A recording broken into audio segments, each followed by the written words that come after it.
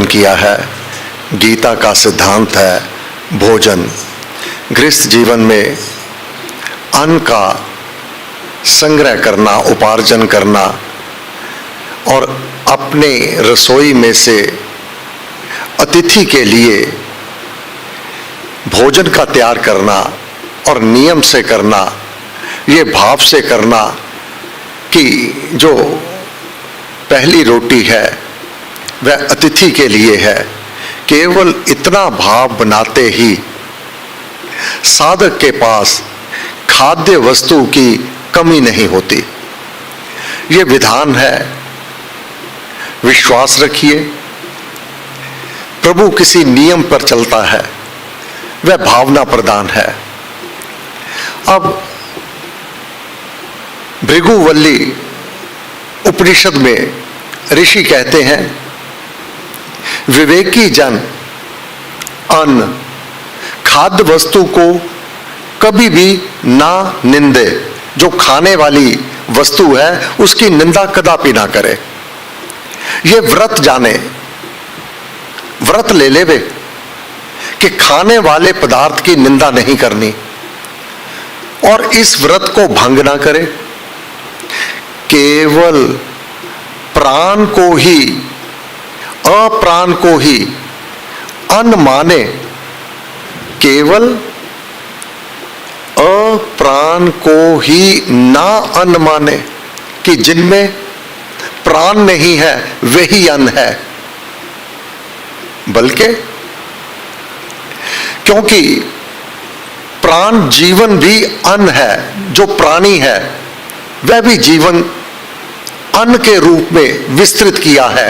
शेर चीते उनका भोजन है प्राणमयी सृष्टि, वह उसको खाते हैं। इससे घृणा नहीं की जा सकती क्योंकि उस परमात्मा ने विधान बनाया हुआ है, वह उस विधान में अपना खान पान करते हैं। वह प्राण सहित प्राणी को खाते हैं। जीवन भी अन्न है। ये जो जीवन है हम हैं, हम खाद्य वस्तु खाते हैं, अन्न को खाते हैं। हम भी अन्न हैं। हमें काल खाएगा, काल हमें खा जाएगा। ये क्रम है। इसमें घृणा और अज्ञानता नहीं होनी चाहिए। सप्राण वस्तु भी खाद्य है। शरीर अन्न को खाने वाला है। प्राण में शरीर ठहरा हुआ है। सप्राण खाद्य के आश्रित देह है। यह देह को भी काल खाएगा। शरीर में प्राण ठहरा हुआ है। प्राण का भोक्ता शरीर है और शरीर का भोक्ता प्राण है। ये एक दूसरे पे आश्रित है। बिना प्राण के शरीर और शरीर के बिना प्राण कुछ भी नहीं करते। ये दोनों एक दूसरे के आश्रित हैं। सो यह अन्न अन्न में ठहरा हुआ है। खाद्य खाद्य में रहता है। प्राण भी खाद्य है और शरीर भी खा लेगा इसको। भोक्ता भोग संक्षेप है।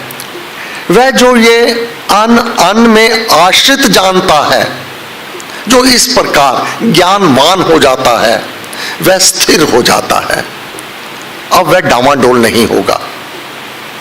अब उसके अंदर वह ज्ञान का प्रकाश उत्पन्न हो गया कि जो प्रकृति का नियम है उससे भेदभाव वह नहीं करता और अज्ञान में भी नहीं रहता। तो वह किसी भी भोजन की निंदा नहीं करता। गीता का सिद्धांत है। अब एक बार बंगाल से एक संत, पूज्य पिता संत नरकेवल बेदी जी महाराज के पास आए। भगवानधारी थे। उन्होंने बताया कलकत्ता में, बंगाल में वहां की आबो हवा, वहां का जल इस प्रकार से प्रकृति ने विधान किया है, अगर वह मछली ना खाएं, अगर मछली ना खाएं तो उनका स्वास्थ्य बिगड़ता है, उनके पेट में दर्द उत्पन्न होता है। भगवा धारण करते हुए भी उनको मछली का सेवन वहां रहकर करना पड़ता है। इसलिए प्रत्येक स्थान का भोजन उसके एनवायरनमेंट के अनुसार परमात्मा ने वर्णन किया हुआ है। उसमें भेदभाव को करना भारी भूल है। आगे ऋषि वर्णन करते हैं, अन्न को ना छोड़े, अन्न का त्याग कदापि ना करे, ना त्यागे। यह व्रत नियम जाने, क्योंकि यह प्रकृति, यह संसार सारी अन्न से ही उत्पन्न होती है। अन्न को फेंकना, उच्चिष्ट छोड़ना तथा अन्न का निरादर करना अच्छा ना समझे। जल, पानी, जल भी अन्न है। अगर पैसा नहीं लग रहा, निःशुल्क मिल रहा है, फिर भी इसका दुरुपयोग ना करें। ज्योति, अग्नि अन्न को खाने वाली है। अग्नि जल को खा जाती है। जलों में ज्योति ठहरी हुई है और ज्योति में जल ठहरे हुए हैं। सो ये अन्न अन्न में ठहरा हुआ है, एक दूसरे को खाते हैं। अग्नि जल को खाती है, जल अग्नि को खा जाता है। वह जो यह अन्न में आश्रित जानता है वह स्थिर हो जाता है। जो इस तत्व को जान जाता है वह सदा की शांति। ये भेद हैं। पूर्ण ज्ञान साधक को होना चाहिए। भ्रांतिवश, संशयवश अपने आप को व्याकुल और शंकाशील ना बनावे। जो प्रकृति का नियम है उसके सम्मुख नतमस्तक हो जावे। जो वह अन्न में आश्रित जानता है वह स्थिर हो जाता है। खाद्य वस्तु में उसे भ्रम नहीं रहता, खाने वाली वस्तु में उसे भ्रम नहीं रहता। अगर वह उपनिषदों को जान लेवे, हमारे शास्त्रों को जान लेवे, वह अन्नवान और अन्न का भोक्ता हो जाता है। क्योंकि वह जानता है मैं भी अन्न ही हूं, मुझे काल खाएगा। प्रजा से जो ऐसे इस तथ्य को, भेद को जान लेता है, सारी प्रजाओं में पशुओं से और ब्रह्म तेज से वह महान हो जाता है। ज्ञान का होना, वह महान हो जाता है। क्यों? उसका कर्म कलाप, उसका कृत विधि अनुसार और नियम अनुसार हो जाएगा। वह अनावश्यक भ्रम नहीं करेगा। जो इस तथ्य को जान लेगा, जो सत्य है, जो अनादिकाल से चला हुआ है। अब शेर चीता उसकी खुराक है प्राणमय सृष्टि, वह तो खाएगा। यह परमात्मा ने उसका भोजन निर्धारित किया हुआ है। बड़ी मछली छोटी मछली को खाएगी, यह उसका निर्धारण किया हुआ है, यह उसका भोज है। और अपने पेट का, उदर को पालन करना यह प्रकृति का नियम है, यह विधान है। जो इस प्रकार इस विधान को जान जाता है वह प्रजा से, पशुओं से और ब्रह्म तेज से वह महान हो जाता है। वह कीर्ति से भी महान हो जाता है। अन्न का व्रती जल को भी स्वच्छ रखे। जो ये व्रत का पालन करता है जल का दुरुपयोग ना करे, स्वच्छ करे। अब जो दाता दान और अन्न को जानता है, दान में अतिथि के लिए भोज पदार्थ अपनी रसोई में तैयार करना, इसको गौण ना माने। अगर कोई दान देता है परहित परोपकार करता है, किस भाव से करता है, यह निर्णय करेगा उसके सुख और दुखों को। प्रत्येक कर्म बीज है। अब आगे ऋषि वर्णन करते हैं, जो दाता दान और अन्न के महात्म्य को उक्त प्रकार से जानता है, उसकी वाणी में शक्ति का क्षेम रक्षण होता है। जब सारा यह ज्ञान प्राप्त हो जाता है, अब वह जो बोलेगा भ्रमित नहीं होगा, उसके शंका नहीं होगी। वह ये जानता है क्या उचित है क्या अनुचित है, इसलिए जो बोलेगा उसकी वाणी में शक्ति होगी, वह शक्तिवान बन जाएगा। दृढ़व्रती दावे के साथ कह सकता है, हां ऐसा होता है। वह वाणी से शक्ति का नाश नहीं करता, वाणी से अब नहीं निंदता, भ्रमित नहीं है, इसलिए अनुचित वाणी भी नहीं बोलता, क्योंकि वह जान जाता है कि ऐसा विधान है परमात्मा का। इसलिए वह अनुचित शब्दों का भी प्रयोग नहीं करता।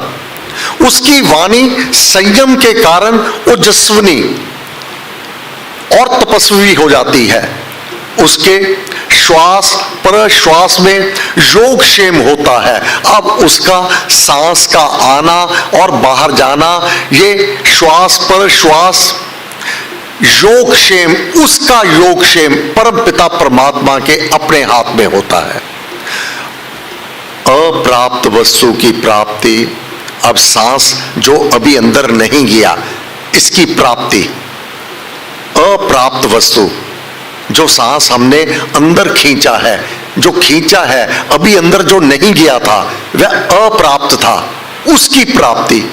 और जब अंदर गया है उसका बाहर करना, अर्थात ये सांसों का चलना आना और जाना ये क्रमवत होता रहता है। तात्पर्य, उसकी आयु भ्रमित होकर के छोटी नहीं हो जाती। अप्राप्त वस्तु की प्राप्ति का नाम योग है और प्राप्त वस्तु की रक्षा का नाम क्षेम है। ये दोनों उसके श्वास प्रश्वास में बने रहते हैं। उसके हाथों में कर्म उद्योग होता है। सदना कसाई मांस बेचता है, परंतु वह जानता है ये खाद्य पदार्थ विधाता ने विधान किया है। वह दिव्य वाणी कि अगर मिलना ही है सत का कार्य करते हुए सदना कसाई से मिल लो। अपने माता पिता की सेवा करता है, कर्मों के द्वारा वह पूजन करता है। जो मांस दूषित हो गया है उसको नहीं बेचता है, नियम का पालन करता है। ये हमारा जीवन नियम पर आधारित है, किसी पदार्थ पर आधारित नहीं है। अगर नियम के अनुसार है तो कोई बाल बांका नहीं कर सकता। अगर नियम के विरुद्ध है तो यह शरीर ही रोगी हो जाएगा। फिर रोगी शरीर हाय हाय तो करेगा, राम राम कहां से होगा। उसके पांव में गति, चलने का वेग बना रहता है, जो इस तथ्य को जान करके अपने जीवन को नियम से चलाता है, भ्रमित नहीं होता, संशय नहीं करता। अब केवल इतना करने से पांव में गति, चलने की शक्ति बनी रहेगी, क्योंकि ये इंटरनल जो सोच है, जो विचार है, ये आंतरिक अवस्था को बनाती अथवा बिगाड़ती है। आंतरिक अवस्था, अगर मन में घृणा का भाव रहेगा तो आंतरिक जो हमारा कार्य चल रहा है, फेफड़ों की क्रिया, सांस लेना छोड़ना, आंतड़ियों का व्यापार, रक्त का बहते रहना, ब्लड प्रेशर, और हृदय का संपंदन, ये दिल की धड़कन, ये निर्भर करती है तुम्हारी सोच, तुम्हारे ज्ञान के ऊपर। अगर कोई अप्रिय घटना सुनता है तो जोर से जो दिल धड़कता है, दिल ने वह भीतर तूने जो महसूस किया उस अनुसार हृदय की गति तीव्रतर और मंद पड़ने लगती है। ये आंतरिक अवस्था तेरे भावों पर निर्भर करती है। और इस प्रकार अगर तुझे भ्रांति नहीं होगी, तू स्पष्ट होगा, तो मुनि कहता है कि उसका आंतरिक जो संचालन है वह सुचारू रूप से होगा। उसकी कर्म इंद्रियां और ज्ञान इंद्रियां सुचारू रूप से काम करेंगी। उसके मल त्याग के चक्कर में त्यागने की शक्ति बनी रहती है, मल का त्यागना। अन्यथा अगर भीतर विकार होंगे तो मल त्याग का वह क्रम भी बिगड़ जाएगा, जिससे तू बीमार पड़ जाएगा। यह मनुष्य संबंधी कुछ आज्ञाएं, उस परमात्मा की आज्ञा है, यह मनुष्य संबंधी है। मनुष्य के कर्म धर्म की उत्तम आज्ञाएं हैं, परमात्मा की आज्ञा है, इसको तू समझ और इसका पालन कर। ऊपर के उपदेश मानव धर्म के उपदेश तथा आदेश है, यह मानव के लिए परमात्मा का आदेश है। अब इसके बाद जो कल तो मैं हूंगा नहीं प्रातःकाल, अब परमात्मा ने मानव को आदेश देने के पश्चात जो देवों को, देवी देवताओं को आदेश दिया है, उनके लिए क्या आदेश है ये तो मानव को समझा दिया कि तेरा भाव, तेरा कर्म कलाप, तेरे सोच विचार नियम अनुसार होवे तो तेरा क्रम ठीक से चलता रहेगा। अगर वह बिगड़ेगा तो तेरी आंतरिक अवस्था बिगड़ जाएगी। हे गुरुदेव, आपको बार बार नमस्कार नमस्कार नमस्कार। सर्वशक्तिमते परमात्मने श्री रामाय नमः। सर्वशक्तिमते परमात्मने श्री रामाय नमः। सर्वशक्तिमते परमात्मने श्री रामाय नमः। सर्वशक्तिमते परमात्मने श्री रामाय नमः। सर्वशक्तिमते परमात्मने श्री रामाय नमः। सर्वशक्तिमते परमात्मने श्री रामाय नमः। सर्वशक्तिमते परमात्मने श्री रामाय नमः। सर्वशक्तिमते परमात्मने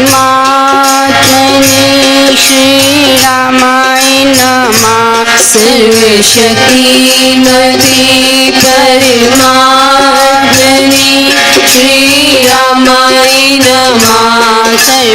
सर्वशक्तिमते परमात्मने श्री रामाय नमः। सर्वशक्तिमते परमात्मने श्री रामाय नमः। सर्वशक्तिमते